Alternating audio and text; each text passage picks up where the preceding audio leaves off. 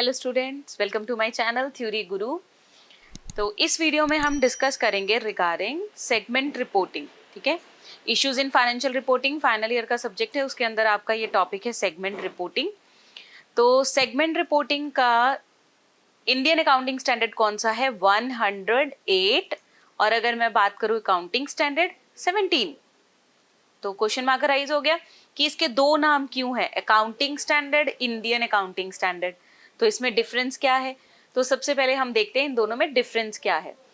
देखो बेटा, बड़ी सिंपल सी बात है कि आपको ग्लोबलाइजेशन का तो मतलब पता है। ग्लोबलाइजेशन मतलब ग्लोबल लेवल के ऊपर जब हम अपना बिजनेस कंडक्ट करते हैं, राइट। तो क्या हुआ कि जब अगर हम अपनी कंट्री को छोड़ के किसी और कंट्री के साथ डीलिंग्स करना चाहते हैं तो क्या हमारे अकाउंटिंग स्टैंडर्ड्स चल जाएंगे? मतलब विद इन इंडिया में जो अकाउंटिंग स्टैंडर्ड्स चलते हैं क्या वो भी ग्लोबली एक्सेप्टेबल होंगे? नहीं, ऐसा नहीं था। तो इसीलिए एक प्लेटफॉर्म क्रिएट करा गया, that is international financial reporting standards, जो कि हर एक कंट्री एक्सेप्ट करे, राइट।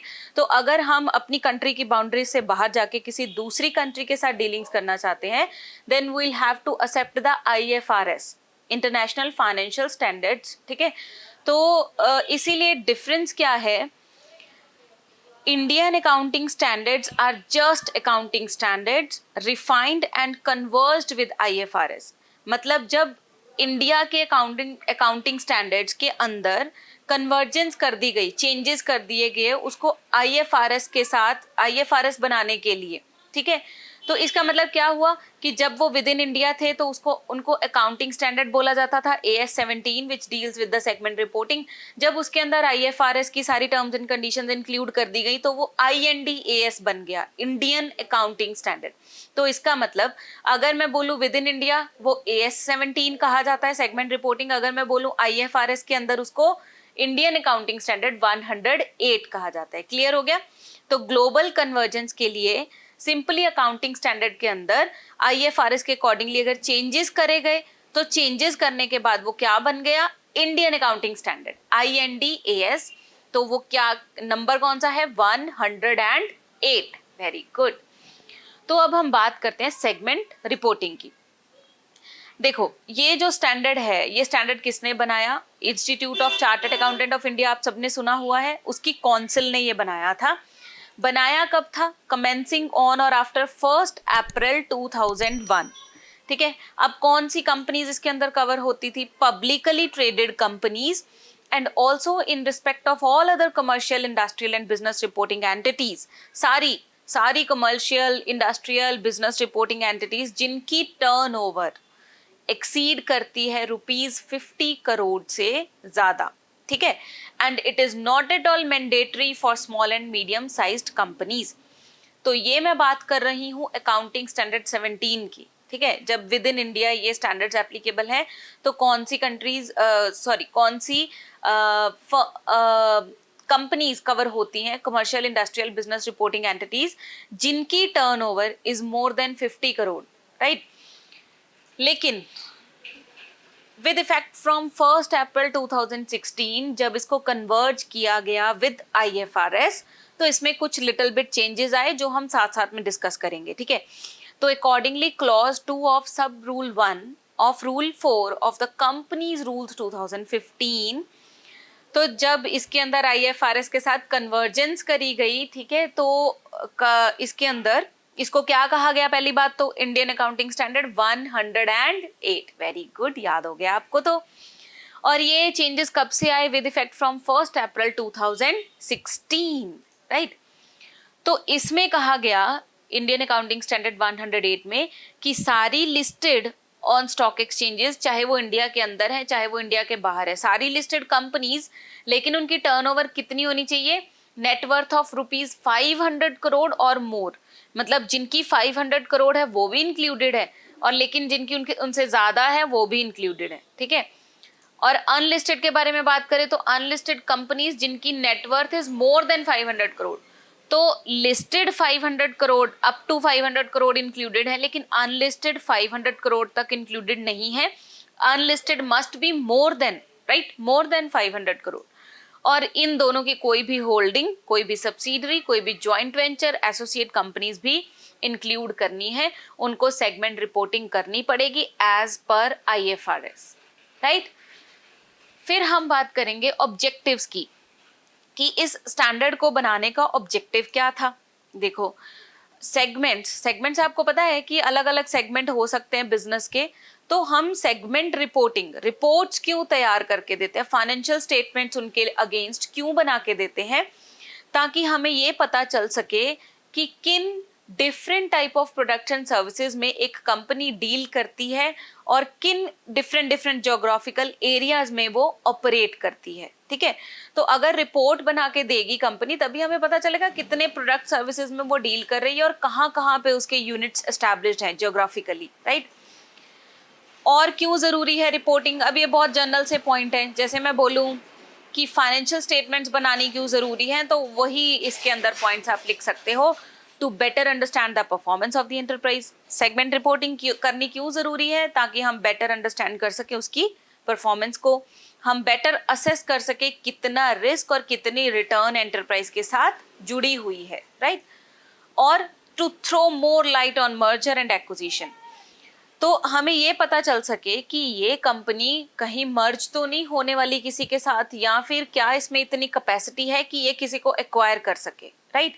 तो मर्जर एक्विजिशन का मतलब आपको पता ही है, और ये हमें कैसे पता चल सकता है, सिर्फ फाइनेंशियल स्टेटमेंट्स के थ्रू ही पता चल सकता है कि कितनी कैपेबिलिटी है या कितनी वीक है एक enterprise.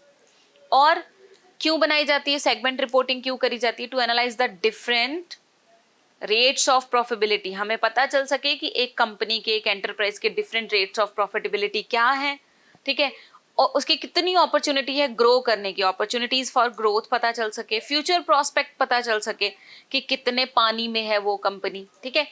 And risk involve in different geographical areas, अगर वो अलग अलग ज्योग्राफिकल एरियाज में अपना काम कर रही है, डीलिंग्स कर रही है, तो हर एक ज्योग्राफिकल एरिया के साथ कितना रिस्क जुड़ा हुआ है, हमें ये चीज पता लग सके, राइट।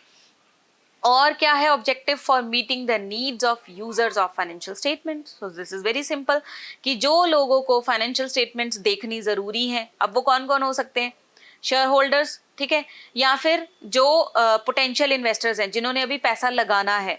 तो अगर आपके पास सरप्लस मनी है, आप किसी कंपनी में लगाना चाहते हो, ऐसे थोड़ी लगा देंगे, पहले उसकी फाइनेंशियल स्टेटमेंट्स चेक करेंगे, हम ये देखेंगे कि कितने पानी में है वो कंपनी, फिर हम डिसीजन लेंगे कि हमें अपनी सरप्लस मनी उसमें लगानी है कि नहीं लगानी। तो क्यों सेगमेंट रिपोर्टिंग करी जाती है, पोटेंशियल इन्वेस्टर्स के लिए भी करी जाती है जिनको फाइनेंशियल स्टेटमेंट्स की जरूरत होती है, राइट। अब इसके अंदर कौन कौन सी एंटरप्राइजेस कवर होती हैं, देखो, सबसे पहले वो एंटरप्राइज जिसकी इक्विटी या debt securities are listed on the stock exchange, ठीक है, जिनकी लिस्टेड नहीं है वो कवर नहीं होती, जिनकी लिस्टेड है वो कवर होती है, या फिर जिनकी लिस्टिंग अभी प्रोसेस में है, are in the process of listing their equity और डेट सिक्योरिटीज, वो भी कवर होती हैं। फाइनेंशियल इंस्टीट्यूशंस कवर होती हैं, बैंक्स कवर होते हैं, और इंश्योरेंस बिजनेसेस कवर होते हैं। ऑल एंटरप्राइजेस जिनकी टर्नओवर एक्सीड करती है ₹50 करोड़ से, या वो सारी एंटरप्राइजेस जिन्होंने बोरोइंग्स ली हैं इंक्लूडिंग पब्लिक डिपॉजिट्स को इंक्लूड करके, अगर उनकी बोरोइंग्स एक्सीड करती हैं ₹10 करोड़ से, तो उनको भी सेगमेंट रिपोर्टिंग करनी जरूरी है, या फिर उनकी कोई भी holding, subsidiary, enterprise of any of the above, right. As per RBI guidelines, following sectors should also disclose their segment reports. कौन कौन से, एक है रिटेल बैंकिंग, RBI कहती है जितने भी रिटेल बैंक्स हैं उन्होंने भी अपनी सेगमेंट रिपोर्टिंग करनी है। अब रिटेल बैंक्स कौन से होते हैं, उनको हम कंज्यूमर बैंकिंग भी बोल देते हैं, जो इंडिविजुअल कस्टमर्स की नीड्स को सेटिस्फाई करते हैं। जैसे जिन बैंक्स में हम लोग जाते हैं ना अपनी नीड्स को सेटिस्फाई करने के लिए, तो वो क्या है, रिटेल बैंकिंग है। तो जितने भी रिटेल बैंक्स हैं उनको भी सेगमेंट रिपोर्टिंग करनी है as per RBI guidelines. Plus जितने भी कॉर्पोरेट बैंक्स हैं, अब कॉर्पोरेट बैंकिंग कौन सी होती है, जो हम जैसे लोगों की नीड्स को फुलफिल नहीं करती, बड़े बड़े बिजनेसेस की नीड्स को फुलफिल करती है, ठीक है। Offer to large clients such as multinational companies उनके क्लाइंट्स होते हैं, ठीक है। अवेल टेलर्ड सर्विसेज, जिनको वो टेलर्ड मतलब, अब टेलर वर्ड पता है क्यों यूज किया जाता है, जैसे टेलर हमारा सूट्स या हमारी ड्रेसेस स्टिच करता है ना एज पर, ठीक है, तो जिस तरह की आपको चाहिए, तो उसी तरह से जिस तरह की सर्विसेज एक कस्टमर को चाहिए, कॉर्पोरेट बैंक उसी तरह की सर्विसेज प्रोवाइड करता है टू द कस्टमर्स। तो ये डिफरेंस होता है रिटेल बैंक में और कॉर्पोरेट बैंक में, राइट। तो इन दोनों को भी जरूरी है सेगमेंट रिपोर्टिंग करना as per RBI guidelines. Clear हुआ यहाँ तक बेटा? अब हम बात करते हैं टाइप्स ऑफ सेगमेंट्स की। देखो, सेगमेंट्स जो है वो दो तरीके से आइडेंटिफाई किए जा सकते हैं, एक होते हैं बिजनेस सेगमेंट, एक होते हैं ज्योग्राफिकल सेगमेंट। अगर मैं बात करूं बिजनेस सेगमेंट की, ठीक है, these are components of business having separate risk and rewards which are engaged in production of goods and rendering of services. तो अगर हम अपने बिजनेस की सेगमेंटेशन कर रहे हैं based on products and services, based on risk and rewards attached to different products and different services, तो उसे हम business segment कह देते हैं, ठीक है। तो फिर geographical segment क्या आएगा? देखो काफी हद तक ये सेम है, सिर्फ एक ही चीज में डिफरेंस है। These are components of business having separate risk and rewards which are engaged in doing business in particular economic environment। अगर हम लोकेशन वाइज सेगमेंटेशन कर रहे हैं तो उसे ज्योग्राफिकल सेगमेंट कह देते हैं। अगर हम प्रोडक्ट या सर्विसेज के बेसिस पे सेगमेंटेशन कर रहे हैं कि ये इंडस्ट्रियल प्रोडक्ट है, ये कंज्यूमर प्रोडक्ट है, ये गवर्नमेंट प्रोडक्ट है, राइट, तो अगर प्रोडक्ट्स एंड सर्विसेज के बेसिस पे हम कर रहे हैं सेगमेंटेशन तो वो बिजनेस सेगमेंट की कैटेगरी में आएगी। अगर हम लोकेशन के बेसिस पे सेगमेंटेशन कर रहे हैं एज पर लोकेशन कि मेरा एक बिजनेस गोवा में है, एक बिजनेस मेरा महाराष्ट्र में है, ठीक है, तो हम लोकेशन के अकॉर्डिंगली कर रहे हैं सेगमेंटेशन, तो वो ज्योग्राफिकल सेगमेंट के अंदर कवर होती है, ठीक है। अब बिजनेस सेगमेंट आइडेंटिफाई कैसे किया जाता है? देखो, सबसे पहले नेचर ऑफ प्रोडक्ट और सर्विस। मान लो मैं एक प्रोडक्ट क्रिएट कर रही हूँ, प्रोडक्ट बना रही हूँ जिसको टेंजिबल है, ठीक है, फॉर एग्जाम्पल पेन बना रहे हैं, कंपनी हमारी पेन बना रही है, ठीक है, और दूसरी तरफ वो कुछ इस तरह की सर्विसेज प्रोवाइड कर रही है which is intangible in nature. तो डिफरेंस है ना दोनों में। तो मैं सेगमेंटेशन कर सकती हूँ टेंजिबल की एक तरफ, इनटेंजिबल की एक तरफ, राइट। तो अगर हम सेगमेंटेशन कर रहे हैं on the basis of nature of product और सर्विसेज तो हम बिजनेस सेगमेंटेशन कर सकते हैं। नेचर ऑफ प्रोसेसेस के बेसिस पे भी कर सकते हैं, लाइक मैंने डाइंग की प्रोसेस को एक तरफ कर दिया है ना, वीविंग की प्रोसेस को एक तरफ कर दिया। तो मतलब अगर एक कंप्लीट प्रोडक्ट को बनाने के लिए if the product passes through different stages, different processes, so as per each and every process I segmented the business in different segments, right। फिर नेचर ऑफ कस्टमर्स के बेसिस पे, मान लो जो मेरी कंपनी है वो कंज्यूमर गुड्स भी बना रही है, वो इंडस्ट्रियल गुड्स भी बना रही है, तो सेगमेंटेशन इस बेसिस पे हो सकती है।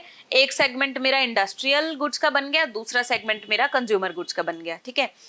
डिस्ट्रीब्यूशन प्रोसेसेस, इस बेसिस पे भी सेगमेंटेशन हो सकती है। मान लो कुछ डिस्ट्रीब्यूशन इक्विपमेंट्स मेरे खुद के हैं, ओन्ड हैं, और कुछ मैंने आउटसोर्स करवाए हुए हैं, तो जो आउटसोर्स हैं उनका अलग सेगमेंट शो किया जाएगा, जो मेरे ओन्ड इक्विपमेंट्स हैं उनका अलग सेगमेंट हम बना सकते हैं, ठीक है। लीगल इन्वायरमेंट, मान लो कि कोई बिजनेस है जो कि बैंकिंग सर्विसेज भी दे रहा है, आपको इंश्योरेंस सर्विसेज भी दे रहा है, ठीक है, लेकिन ये दोनों सर्विसेज के लीगल एनवायरनमेंट तो डिफरेंट है ना, दोनों के एक्ट्स डिफरेंट हैं, रूल्स एंड रेगुलेशंस डिफरेंट हैं, तो इनको लीगल एनवायरनमेंट के बेसिस पे भी सेगमेंट किया जा सकता है, because bank has its own rules and regulations and insurance has its own rules and regulations, right. तो इस बेसिस पे सेगमेंटेशन की जा सकती है। क्लियर हो गया बिल्कुल? तो इसी के अंदर एक एग्जांपल लेते हैं, जैसे share of various segments in total revenue in Infosys. Infosys तो आप सबने सुना है, राइट। तो इन्फोसिस अलग अलग सेगमेंट्स में डील करता है, तो उसी का अगर मैं बात करूं तो इस तरीके से उन्होंने सेगमेंट्स का दिखाया हुआ है कि उनका टोटल रेवेन्यू किस सेगमेंट से कितना जनरेट हो रहा है। जैसे कि जितनी फाइनेंशियल सर्विसेज वो प्रोवाइड करते हैं, ये अलग अलग सेगमेंट में उन्होंने देखो डिस्ट्रीब्यूट कर दिया। एक सेगमेंट है उनका फाइनेंशियल सर्विसेज का which is contributing 37%, another is manufacturing segment which is contributing 17%, another is telecom segment, then retail segment, then others। तो इन सब का टोटल बन गया 100%। तो वो अपने 100% रेवेन्यू को दिखाते हैं रिपोर्ट्स में इसी तरीके से कि कौन सा सेगमेंट कितना कंट्रीब्यूट कर रहा है, ठीक है। फिर बात करते हैं ज्योग्राफिकल सेगमेंट आइडेंटिफिकेशन की। अगर मैं बोलूँ कि ज्योग्राफिकली हम कैसे आइडेंटिफाई कर सकते हैं, देखो अगर मेरा बिजनेस इंडिया में भी है और अमेरिका में भी है तो अंडरलाइंग करेंसी रिस्क हो गया ना। तो इसको हम ज्योग्राफिकल सेगमेंटेशन बोलेंगे कि मैंने एक इंडिया का बिजनेस दिखाया और एक मैंने अमेरिका का बिजनेस दिखाया, ठीक है। और किस बेसिस पे हो सकती है? Special risk associated with operations in a particular area. अब जैसे मान लो मेरे 4 यूनिट हैं, ठीक है, 2 यूनिट मेरे इस तरह की जगह पे है जहां पे एक पर्टिकुलर एरिया को बिलोंग करते हैं दोनों यूनिट, ठीक है। तो अगर मैं ज्योग्राफिकली सेगमेंट कर रही हूं तो मैं उन 2 यूनिट्स को एक एज्यूम कर सकती हूँ because they belongs to particular area. तो मैंने सेगमेंटेशन करी on the basis of particular area कि मेरे ये 2 यूनिट इस पर्टिकुलर एरिया में आते हैं तो ये एक सेगमेंट हो गया, फिर ये वाला यूनिट अनदर पर्टिकुलर एरिया में आता है, ये सेकंड सेगमेंट हो गया, ये वाला यूनिट मेरा अनदर पर्टिकुलर एरिया में आता है तो मेरा थर्ड सेगमेंट हो गया। तो बेसिकली मेरे कहने का क्या मतलब है, क्योंकि मेरे 2 यूनिट्स एक पर्टिकुलर एरिया को बिलोंग करते हैं तो उनको मैंने एक ही सेगमेंट कंसिडर कर लिया एज पर ज्योग्राफिकल सेगमेंटेशन। फिर कहते हैं similarity of economic and political conditions. तो हो सकता है कि मैंने सेगमेंटेशन करी है, कोई भी ऐसे 2 यूनिट को एक ही सेगमेंट बना दिया जिनका इकोनॉमिक या पॉलिटिकल कंडीशंस जो है वो सिमिलर हैं, ठीक है, तो मिलता जुलता है ऊपर वाले से, राइट।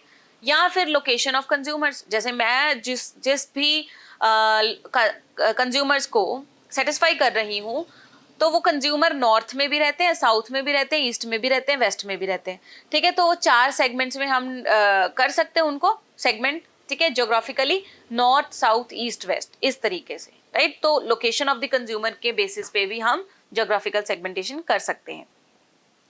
तो अब जब ये एग्जाम्पल देखोगे आप तो आपको और क्लैरिटी हो जाएगी। इसके अंदर एग्जाम्पल मैंने लिए share of various geographical segment in total revenue of Nestle, ठीक है, नेस्ले चॉकलेट हम खाते हैं ना, तो उसकी बात कर रहे हैं। तो कहते उन्होंने अपना टोटल रेवेन्यू कैसे दिखाया हुआ है, देखो यूरोप, अमेरिका, अफ्रीका, ये 3 उन्होंने ज्योग्राफिकल सेगमेंट लिए हैं because they situated in different environmental conditions, ठीक है। तो यूरोप का जोन कितना कंट्रीब्यूट कर रहा है? 36%, अमेरिका का जोन 42%, अफ्रीका का जोन 22%। क्लियर हो गया? तो हम सेगमेंटेशन 2 तरीके से कर सकते हैं। अगर हम प्रोडक्ट और सर्विसेज के बेसिस पे कर रहे हैं तो उसे हम बिजनेस सेगमेंटेशन बोलते हैं, अगर हम लोकेशन के बेसिस पे कर रहे हैं उसे हम ज्योग्राफिकल सेगमेंट बोलते हैं, ठीक है। अब बात करते हैं सेगमेंट रेवेन्यू। अब फर्दर जो हम चैप्टर करेंगे उसके अंदर ये 2 वर्ड्स यूज होंगे, segment revenue and segment expenses. तो हमें पता होना चाहिए पहले कि सेगमेंट रेवेन्यू के अंदर क्या क्या इंक्लूड होता है। So segment revenue is the aggregate means total of what?